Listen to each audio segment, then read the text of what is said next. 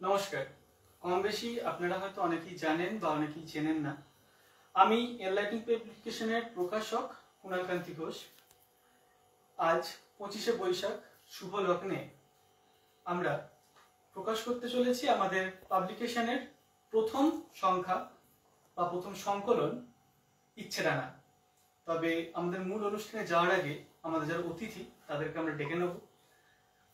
প্রথমে আমাদের পাবলিকেশনের সভাপতি রাম সরেন আমাদের সাথে যুক্ত হবে।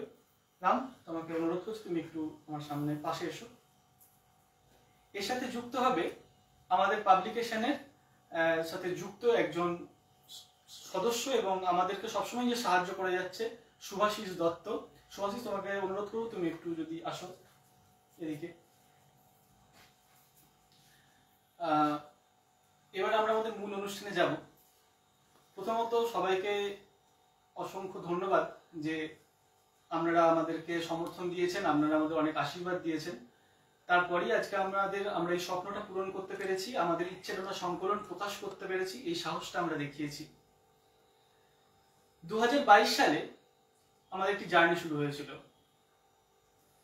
2022 সালে যখন আমি MA পাস করি তখন আমাদের মনে হয়েছিল যে আমরা যে জিনিস শিল্পী সত্তার সাথে যুক্ত ছিলাম বিশ্ববিদ্যালয় জীবনে বা কলেজ জীবনে, সেগুলোর একটি বৈরাঙ্গিক প্রকাশ দরকার।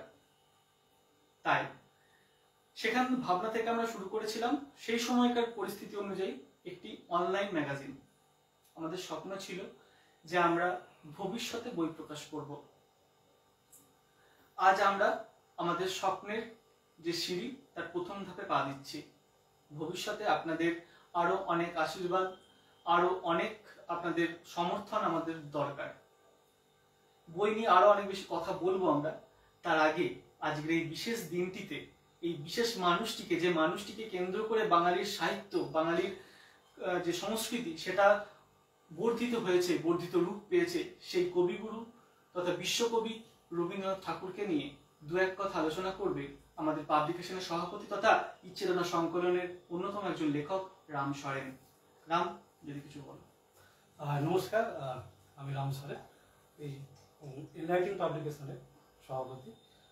আমরা কম বেশি সবাই রবীন্দ্রনাথ ঠাকুরের সম্পর্কে জানি, তাই খুব বেশি কথা আমি বলবো না। দু একটা কথা রবি ঠাকুরের সম্পর্কে আমি বলবো। আমরা সকলেই জানি 1268 বঙ্গাব্দের 25শে বৈশাখ কবিগুরু রবীন্দ্রনাথ ঠাকুর জন্মগ্রহণ করেছিল। তো তার জীবন সম্পর্কে, তার লেখা সম্পর্কে অনেক তথ্য কম বেশি আমরা সবাই জানি।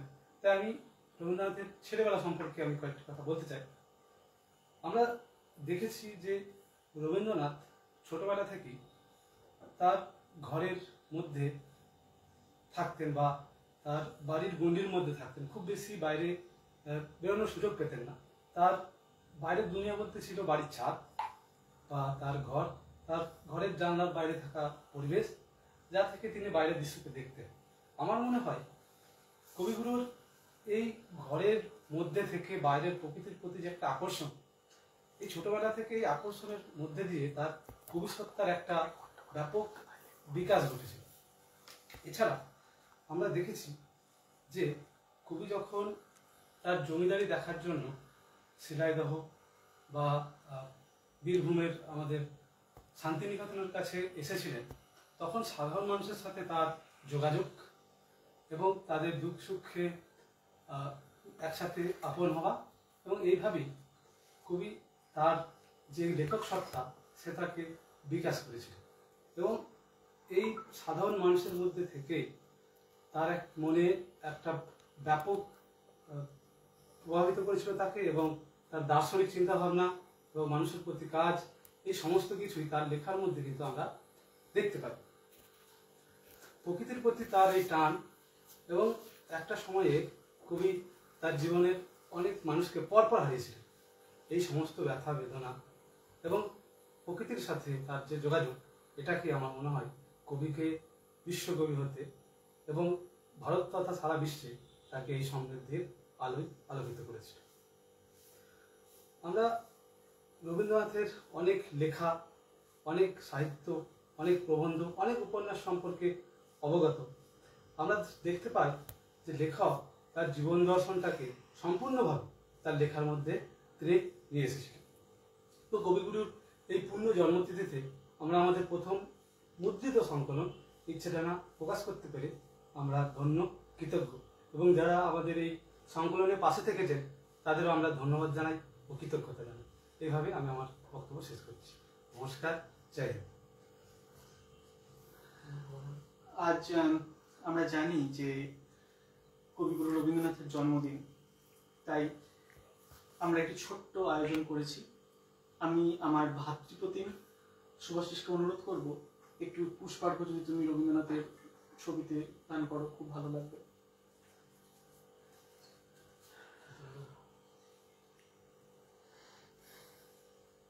রাম প্লিজ।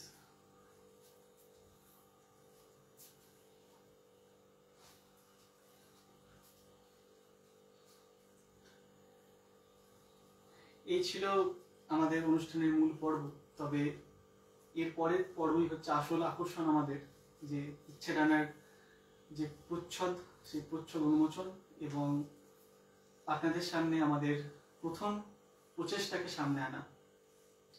তবে এই সবকিছু পূর্বে আমি কিছু কথা আপনাদের সাথে ভাগ করে নিতে চাই, যেগুলি না বললেই নয়।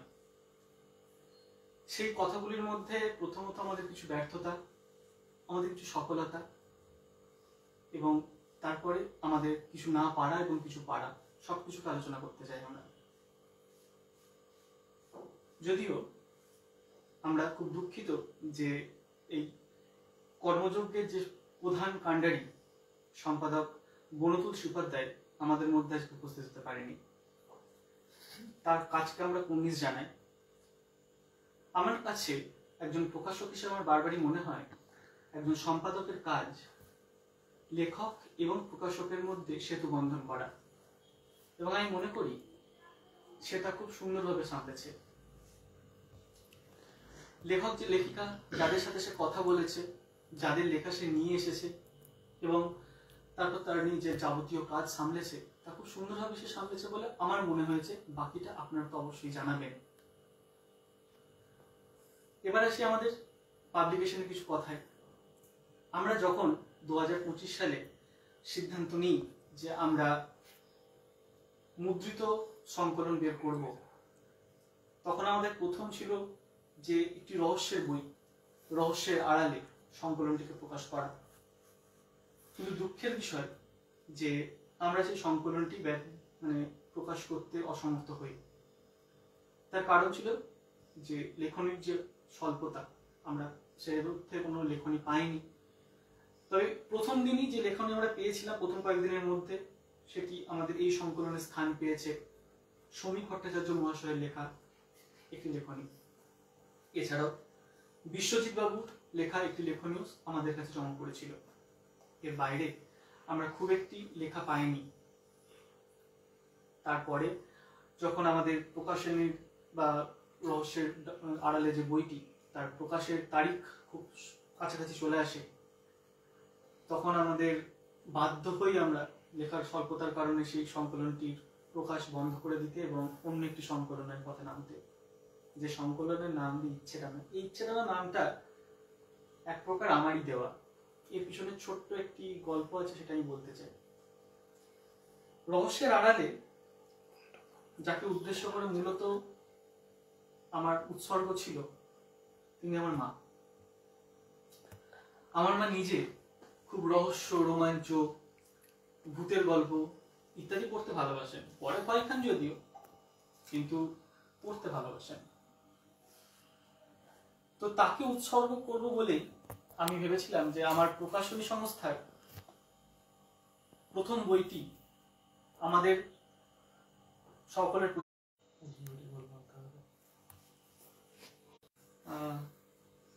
আমরা খুব দুঃখিত, মাঝখানে কিছু নেটওয়ার্কের প্রবলেম ছিল। আমি জানি না কোথায় লাস্ট কেটেছে, তো আমি আবার সেই জায়গাতেই ফিরে যাচ্ছি যে আমরা কোথাও কি ভেবেছিলাম যে আমাদের যে ইচ্ছের যে ডানাটা, ইচ্ছের যে পাখনাটা, সেটা কি হয়তো আমরা আর মেলতে পারলাম না, সেটা হয়তো কেটে গেল, সেটা হয়তো পুড়ে গেল। সেখান থেকে আমার মনে হয়েছিল যে যা হয় হোক, আমাদের প্রথম সংকলনটির নাম আমাদের ওই ইচ্ছেটার ওপর হোক, আমাদের ওই একটি বই প্রকাশের ইচ্ছা, সেটা দিয়ে হোক। আর তাই এই সংকলনটির নাম দেওয়া হয় ইচ্ছেডানা, যেটার উপর ভর করে আমাদের স্বপ্নগুলো, আমাদের ইচ্ছেগুলোকে আমরা আকাশ দেখিয়েছি, উঠতে শিখিয়েছি। ভবিষ্যতে আমাদের এই ইচ্ছেডানা, আমাদের এই স্বপ্নের উড়ান যেন আরো আরো বিকশিত হয়, আমরা যেন আকাশের সেই সীমানায় পৌঁছতে পারি, যে সীমানা থেকে আমরা শুধু শূন্য আকাশ নয়, তার সাথে গোটা পৃথিবীর সবুজকে দেখতে পাই। এই স্বপ্নের উড়ানটা বলার পিছনে একটি কারণ আছে, এই কারণটিও আমাদেরকে জানাই।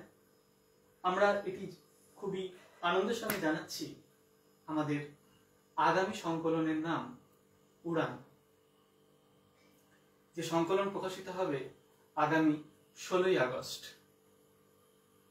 বাকি যা যাবতীয় তথ্য কিছুদিনের মধ্যেই আমাদের কথোপকথনের যে ফেসবুক পেজ, এনলাইটনিং পাবলিকেশনের যে গ্রুপ ইত্যাদিতে পেয়ে যাবেন। সম্পাদনায় থাকবে আমার বন্ধু এবং আমাদের পাবলিকেশনের সভাপতি রাম সরেন, এবং মনতুল উপাধ্যায় থাকবে সহ সম্পাদক হিসেবে। আরেকটি বিষয় আমি আজকের এই অনুষ্ঠানের মধ্যে আলোচনায় আনতে চাই, এরপরই আমরা আমাদের যে ইচ্ছেডানা সংকলন তার প্রচ্ছদ উন্মোচন করব। সেটি হলো, গত কিছুদিন আগে থেকে আমরা প্রত্যেকে জানি আমাদের বাংলার বুকে একটি বিশিষ্ট গ্রুপ, নাম আমি করব না, বিশিষ্ট গ্রুপ যারা সাহিত্যের খোঁজ দিত, যারা সাহিত্য সম্পর্কে জানান দিত, সাহিত্যের প্রকাশ সম্পর্কে জানান দিত, বিভিন্ন সাহিত্যিক এবং প্রকাশকদের মধ্যে যোগসূত্র স্থাপন করত, তাদের সাথে একটি অনাকাঙ্ক্ষিত ঘটনা ঘটে গেছে। আমরা কেউই জানি না কিভাবে কি হয়েছে, সেই গ্রুপ অ্যাডমিনরাও আমাদের সেইভাবে কিছু জানাতে চাইছেন না, এবং আমরাও জানতে পারছি না। তাই আমরা আমার পাবলিকেশন সংস্থা একটি ছোট্ট সিদ্ধান্ত নিয়েছে। সেই সিদ্ধান্তটি হলো এটি, যে আমাদের যে ফেসবুক গ্রুপটি আছে এনলাইটনিং পাবলিকেশন, সেই গ্রুপটিকে আপনারা যদি সবাই মিলে চেষ্টা করেন, তাহলে তাকে একটি অন্যতম সাহিত্যিক এবং প্রকাশকদের যোগসূত্রের একটি কেন্দ্র তৈরি করতে পারেন। আপনারা সকলে এই গ্রুপে যোগদান করুন। আমাদের এখানে নতুন নতুন যে লেখার বিজ্ঞাপন হবে, সেই বিজ্ঞাপন দিন, সাহিত্যিকরা যোগ দিন, এবং যে বিজ্ঞাপন আমাদের ভালো লাগছে তার সত্যতা বিচার করে আপনারা সেই বিজ্ঞাপনের সংস্থাতে আমাদের লেখা পাঠান। আরেকটি বিষয় নিয়ে আলোচনা করব, টুকরো টুকরো অনেকগুলি কথা বলছি, কারণ এটি আমার বিগত 3 মাসের অভিজ্ঞতা থেকে বলছি। এটি আমাদের প্রথম সংকলন, তাই অভিজ্ঞতাগুলো প্রথম দিকে কিছু তিক্ত ছিল। আমাদের যে অনলাইন ম্যাগাজিন আমরা প্রকাশ করেছিলাম, তাদের অনেক লেখক লেখিকাকেই আমরা আমাদের আমন্ত্রণ পত্র পাঠিয়েছিলাম, কিন্তু সেখানে আমরা তির্যক মন্তব্যের শিকার। এছাড়াও সোশ্যাল মিডিয়া বিভিন্ন মাধ্যমে আমরা যখন আমাদের পত্রিকার বিজ্ঞাপন দিয়েছি বা সংকলনের বিজ্ঞাপন দিয়েছি, তখন আমরা তির্যক মন্তব্যের শিকার হয়েছি বারবার, কারণ আমরা প্রি বুকিং নিচ্ছি। এটা নিয়ে অনেক অনেক কথা বলেছেন, অনেকে অনেক মন্তব্য করেছেন। আমি আগেও একটি লাইভ করেছিলাম এই বিষয়ে, আজকে আবার একটি বিষয় খুব ক্লিয়ার বলতে চাই।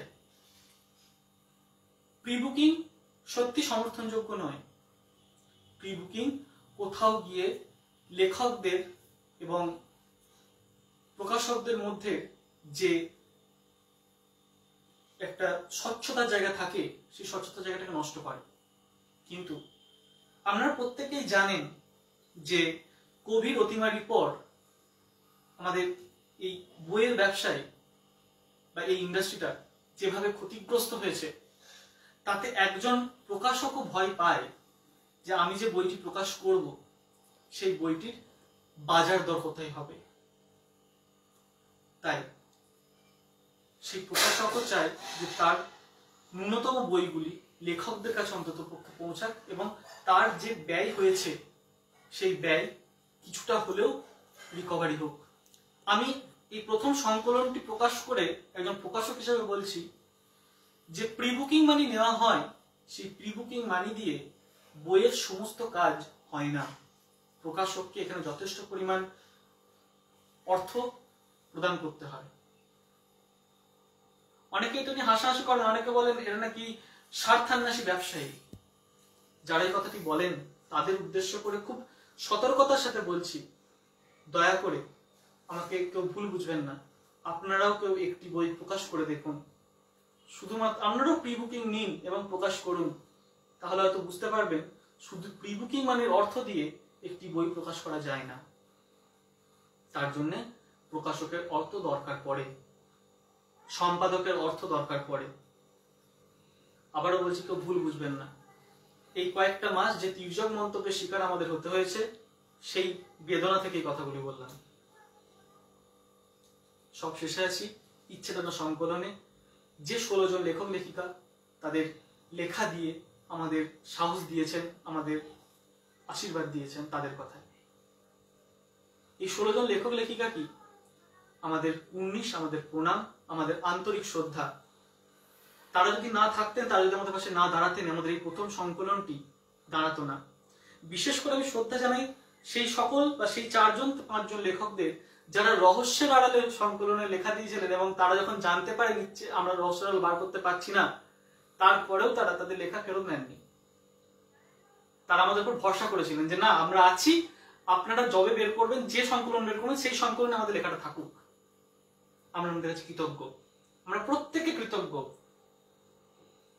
আপনারা ছিলেন বলে আমরা সাহস পেয়েছি, আপনারা ছিলেন বলি আজকে আমাদের ইচ্ছেটা না আকাশে মেলছে, প্রকাশ পাচ্ছে আমাদের ইচ্ছেটা না। সকলকে অনুরোধ করব, সবাই যদি একটু বইটা হাতে তুলে নাও, এবং সব এই ক্যামেরার সামনে এবং এই ফেসবুক লাইভের মাধ্যমে আমরা যদি আমাদের প্রচ্ছদ উন্মোচন করি, তো সবাইকে অনুরোধ করবো সেটা।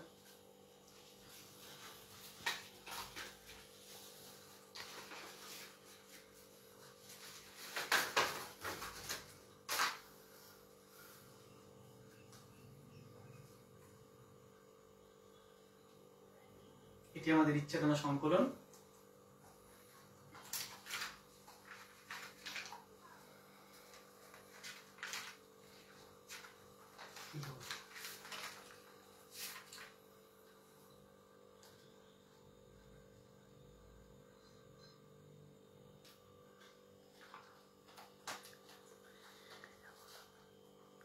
তবে গল্প করলে গল্প শেষ হয় না। আমরা একটি বিষয়ে ক্ষমা প্রার্থী। এই সংকলন প্রকাশ করতে গিয়ে সবকিছু আমাদের হাতে ছিল না।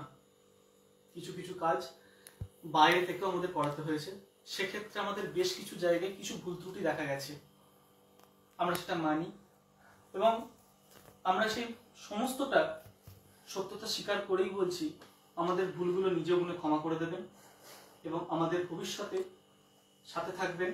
আমাদের সংকলনে, আমাদের পাবলিকেশন থেকে যে সংকলন আগামী দিনে বেরোবে তাতে লেখা দিন। আমরা কথা দিচ্ছি, আমরা লেখার কোনো অসম্মান আমরা হতে দেব না। আমাদেরকে সুযোগ দিয়ে দেখুন, আমরা নিজেদেরকে প্রমাণ করব। যে ভুলগুলি হয়েছে আবারও বলছি, নিজ গুণে ক্ষমা করে দেবেন। লেখক লেখিকাদের উদ্দেশ্যে বলছি, আমাদের একটু সময় দিন। আমরা আজকেই আপনাদের বইগুলি ডেলিভারি বা কুরিয়ারের জন্য পাঠিয়ে দেব। আপনারা আগামী কয়েকদিনের মধ্যে, এটি নির্দিষ্ট দিনের মধ্যে, সেই কুরিয়ারটিও পেয়ে যাবেন। অপেক্ষা করবেন, কেউ হতাশ হবেন না।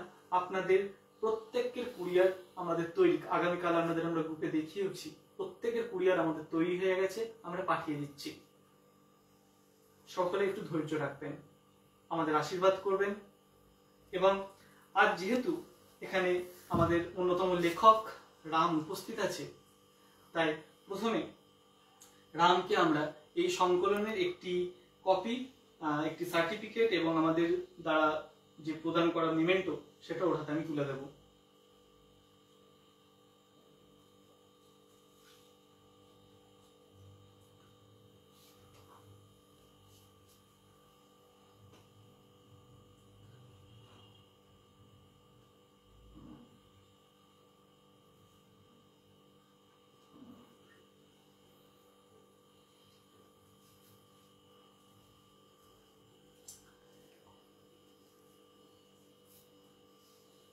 এছাড়াও আমার ছাত্র এই সংকলনের অন্যতম আরেকজন লেখক প্রণয় মণ্ডল আমাদের মধ্যে উপস্থিত।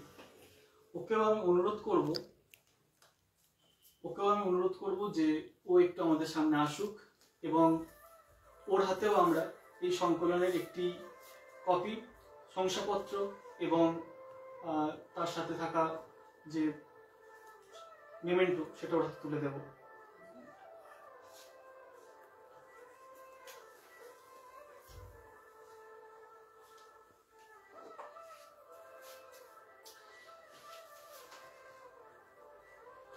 এই সংকলনটি প্রণয়ের হাতে তুলে দেবে আমার ভাতৃপ্রতিম, আমাদের একনিষ্ঠ সদস্য সুভাষিস দত্ত।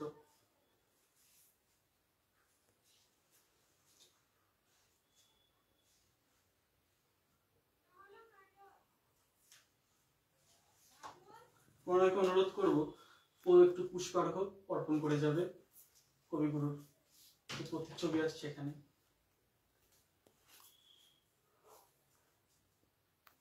ধন্যবাদ প্রণয়। আমাদের একনিষ্ঠ সদস্য সুভাষিস এখানে উপস্থিত আছে, ওর হাতে আমরা আমাদের সংকলনের একটি কপি তুলে দেব।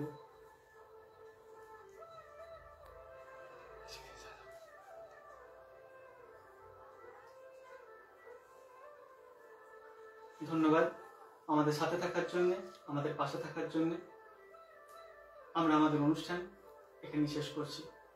আমাদের প্রণাম নেবেন, আমাদের ভালোবাসা দেবেন। Enlightening public